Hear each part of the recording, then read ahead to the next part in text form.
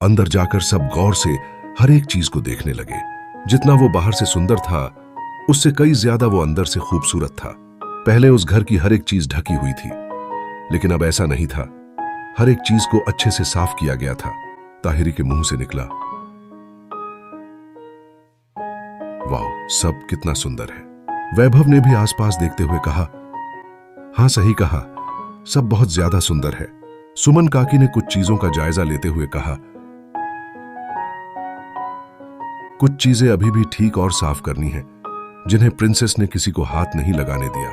ताहिरी ने खुश होते हुए कहा, मैं करूंगी। वैभव और युवराज ने भी कहा, हम भी करेंगे। सुमन काकी ने हंसते हुए कहा, हाँ हाँ ठीक है। फिर उन्होंने महिका को देखा, जो बहुत गौर से सब कुछ देखने में लगी हुई थी। जब महिका ने सुमन काकी को अपनी तरफ देखते हुए देखा तो उसने कहा, मेरे कपड़े गंदे हो जाएंगे तो मुझे ऐसे मत देखिए। सर्वेंट्स भी है तो आप सबको कुछ करने की जरूरत नहीं है। फिर उसने सुमन काकी को देखते हुए कहा, और जैसा आपको ठीक लगे वैसा कीजिए। इसे मुझसे ज्यादा सिर्फ आप संभाल सकती है। महिका की बात सुनकर सुमन काकी बहुत खुश हो गई। वासु खुश होकर महिका का हाथ पकड़कर उसे एक जगह ले जाते हुए बोला, दी चलो मैं आपको कुछ दिखाता हूं। यह सुनकर सब लोग भी वासु के पीछे चलने लगे। वासु ने ले जाकर महिका को एक तस्वीर के सामने लाकर खड़ा कर दिया। उस तस्वीर को देखकर महिका एकटक उसे देखने लगी। वो तस्वीर पूरे सिंह परिवार की थी, जिसमें बलजीत सिंह, शिवांश सिंह, महिमा, छोटी सी महिका मुस्कुराती हुई और छोटा सा नन्हा सा वासु जो शिवांश की गोद में था, और छोटी सी महिका अपने दादू की गोद में थी, जो खिलखिलाकर हंस रही थी और उसे देखकर सबके चेहरे पर मुस्कान थी। उस तस्वीर को देखकर महिका की आंखें नम हो चुकी थी। कितने सालों बाद वो उस तस्वीर को देख रही थी। तभी वहां ताहिरी ने आकर सामने एक बड़ी सी तस्वीर में मौजूद महिमा को देखते हुए ताहिरी ने महिका से कहा, यह बिल्कुल तुम्हारी जैसी दिखती है ना, बस आंखें अलग हैं। महिका ने महिमा को एकटक देखते हुए कहा, नहीं, ये मेरे जैसी नहीं, बल्कि मैं इनके जैसी दिखती हूं। ताहिरी ने मुस्कुराते हुए कहा, हां बहुत खूबसूरत, सच में आंटी जी तो बहुत खूबसूरत थी। युवराज ने उन सब तस्वीर को देखते हुए कहा, सब आज भी बहुत खूबसूरत है। यह सुनकर महिका के चेहरे पर एक स्माइल आ गई। तभी मुकेश ने आकर महिका से कहा, प्रिंसेस। महिका ने उन्हें देखा तो मुकेश ने बाहर देखने का इशारा किया। महिका ने बाहर देखा, जहां उसे रंजित दिखाई दिए, जो अभी भी बस बाहर से उस घर को देखे जा रहे थे, लेकिन अंदर नहीं आ रहे थे। मुकेश ने महिका से कहा, वो कतरा रहे हैं प्रिंसेस। उन्हें आज भी यही लगता है कि अगर वो हर पल अपने दोस्तों के कांटेक्ट में रहते तो शायद आज सब कुछ ठीक होता, और उन्हें ऐसा लगता है शायद उनका अब यहां आने का कोई हक नहीं है। महिका चुपचाप उनकी बात सुन रही थी। उसने एक नजर रंजित को देखा, फिर वो बाहर चली गई। उसने रंजीत के साइड में खड़े होते हुए कहा, क्या आप अंदर नहीं जाना चाहते, क्योंकि आपकी हिम्मत नहीं है। महिका की बात सुनकर रंजित ने कुछ भी नहीं कहा तो महिका ने एक गहरी सांस लेकर कहा, अंकल क्या आप अंदर जाना चाहते हैं या नहीं की? महिका की यह बात रंजित ने हिम्मत जुटाते हुए कहा, हां मैं अंदर जाना चाहता हूं, लेकिन पता नहीं क्यों मेरे कदम आगे नहीं बढ़ पा रहे। यह सुनकर महिका ने रंजित को देखा। कितने साल हो गए उसे रंजित के साथ हंसी मजाक करते हुए, वो हमेशा साथ रहे, लेकिन फिर भी महिका उनसे एक दूरी बनाकर रखती थी। रंजित ने बहुत कोशिश की कि महिका के वो वही पहले वाले फेवरेट अंकल बन सके, लेकिन कोई फायदा नहीं हुआ। शायद इसलिए क्योंकि कभी महिका ने ही अपने फेवरेट अंकल की पहले वाली प्रिंसेस बनने की कोशिश नहीं की। महिका ने एक नजर उस घर को अच्छे से देखा, जिसमें सिर्फ उसकी फैमिली की यादें नहीं थीं, बल्कि उसके फेवरेट अंकल रंजित की भी कई सारी यादें थीं, जो हमेशा उसके दिल में रहती थीं। कैसे वो उसी घर में रंजीत के साथ मस्तियां किया करती थीं। ये सब याद करके महिका के चेहरे पर एक छोटी सी स्माइल आकर चली भी गई। महिका ने फिर एक नजर रंजित को देखकर उनका हाथ पकड़ लिया। रंजित ने महिका को देखा, जो अब उन्हें ना देखकर बस सामने देखे जा रही थी। महिका ने सामने देखते हुए बस इतना कहा, अंकल याद है वो दिन जब मैंने पहली बार चलना सीखा था? जिस दिन मैं पहली बार चली थी उस दिन आप मेरे साथ थे, और जब मैं कुछ कदम चलकर गिरने लगी थी, वो आपने जल्दी से मुझे पकड़ लिया था और दोबारा मुझे गिरने नहीं दिया। किदा थी। महिका की बात सुनकर रंजित की आंखों में आंसू आ गए थे। तभी महिका उनका हाथ पकड़कर उन्हें घर के अंदर ले जाने लगी। रंजित ने अपने हाथ को देखा और फिर महिका को देखकर वो मुस्कुरा दिए। रंजित अंदर जाकर गौर से हर एक चीज को देखने लगे। उन्हें थोड़ी हैरानी हुई और बहुत ज्यादा खुशी हुई, क्योंकि वो घर बिल्कुल वैसा हो चुका था जैसा पहले महिमा उस घर को रखा करती थी। खुशी के मारे उनकी आंखों से आंसू निकलने लगे थे। मुकेश ने आकर रंजीत के कंधे पर अपना हाथ रखा और मुस्कुराते हुए कहा, अब क्यों रो रहे हो? प्रिंसेस ने इस घर को बिल्कुल वैसा कर दिया है जैसा तुम्हारे सबसे अच्छे दोस्तों ने किया था। रंजित ने आसपास देखते हुए नम आंखों के साथ मुस्कुराते हुए कहा, सही कहा, सब कुछ वैसा ही है, बस कुछ चीजें नई हैं।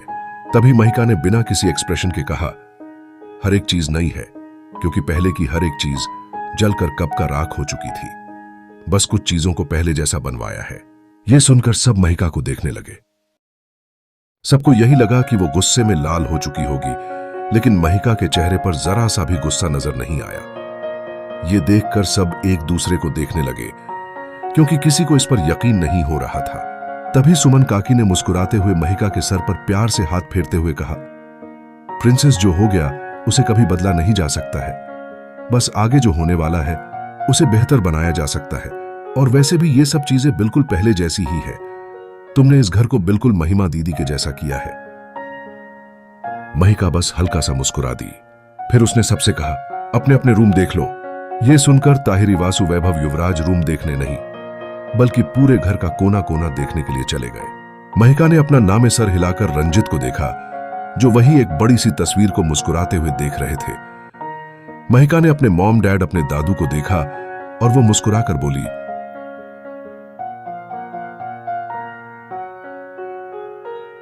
मैं आपके पास आ गई मम्मा डेडा दादू, आप खुश है ना? दुखु अम्मम भ्रगी। इतना कहकर वो गौर से उन्हें देखने लगी, जिनकी तस्वीर में मुस्कान देखकर ऐसा लग रहा था जैसे वो उसकी बात सुनकर मुस्कुरा रहे हों। कुछ देर बाद सब लोग कुछ ना कुछ काम रहे थे, बस महिका को छोड़कर, जो फिलहाल शिवांश और महिमा के रूम में बहुत देर से थी। कुछ देर बाद महिका बाहर आई और चेयर पर बैठकर अपनी कॉफी पीने लगी। यह देखकर ताहिरी ने अपनी कमर पर हाथ रखते हुए कहा, बॉस क्या आप कुछ काम करने में हेल्प करेगी? महिका ने एक नजर उसे देखकर वैभव को देखते हुए कहा, वैभव सर्वेंट्स को बुला लो और सबको काम पर लगा दो। यह सुनकर कुछ लोग हंस दिए और ताहिरी मुंह फुलाते हुए महिका को देखने लगी। वासु ने हंसते हुए कहा, ताहिदी आप भूल गए क्या दी आखिर है कौन? ताहिरी उसके गले में अपनी बाहें डालते हुए बोली, कभी कभी भूल जाती हूं मेरे बच्चे। ताहिरी की बात सुनकर वासु ने चिढ़ते हुए कहा, दी कितनी बार कहा है, आप मुझे बच्चा मत कहा कीजिए। मैं अब कितना बड़ा हो चुका हूं, मैं आपका भाई हूं ना ही बच्चा।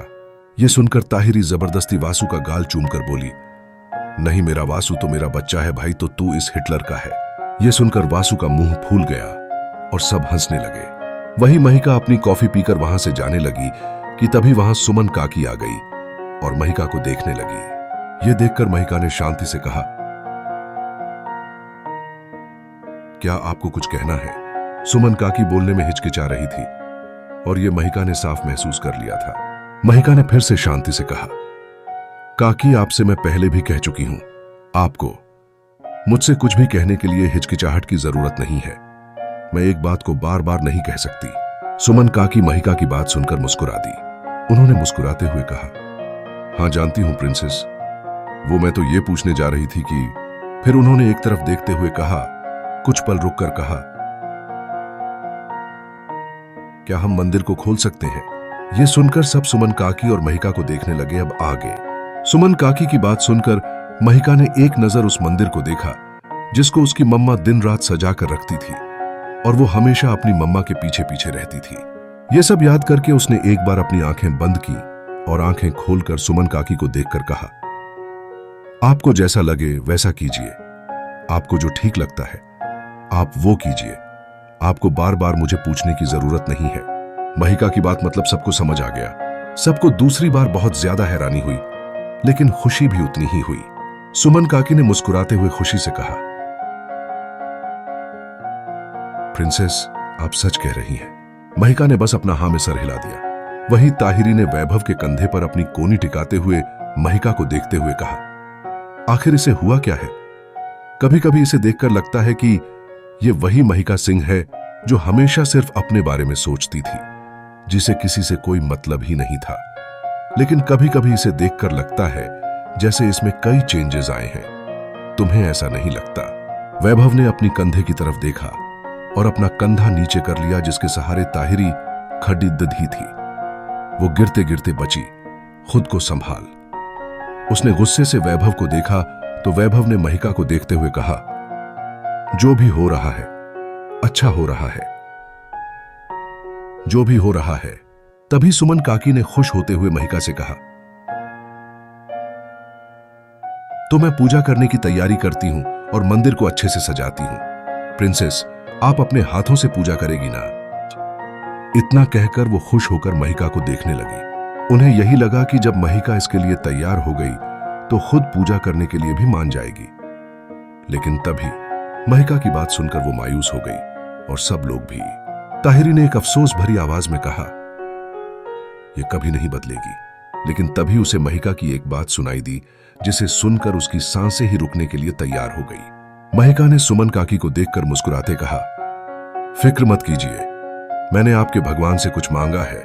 अगर उन्होंने मुझे दे दिया, या जिस दिन मुझे ऐसा लगा कि मुझे मेरे हिस्से की सारी खुशियां मिल गईं, जिस दिन मुझे यह लगा कि मेरे साथ असल मतलब में सही हुआ है, तब मैं जरूर खुद इनकी पूजा करूंगी और खुशी खुशी करूंगी। महिका की यह बात सुनकर सुमन काकी के चेहरे पर अजीब से भाव आ गए। सबके चेहरे पर भी ऐसे ही भाव आ गए थे। लेकिन रंजीत की नजर तो महिका की मुस्कान पर थी, जो काफी अजीब या रहस्य थी। महिका अपनी बात कहकर वहां से जाने लगी कि तभी रंजीत ने कहा, आखिर मांगा क्या है? तुमने सब कुछ है प्रिंसेस तुम्हारे पास। रंजीत की बात सुनकर महिका के कदम थम गए और सब लोग बस महिका को देखने लगे। इतनी देर से ताहिरी अपनी सांसें रोके खड्डधी थी। महिका ने तो उसके दिल की धक धकने ही बंद कर दी थी। तभी महिका पीछे मुद्दी और रंजीत को देखने लगी, जो उसे ही घोर से देखे जा रहे थे। उसने बाकी सबकी तरफ देखा और उसके ही बोलने का इंतजार कर रहे थे।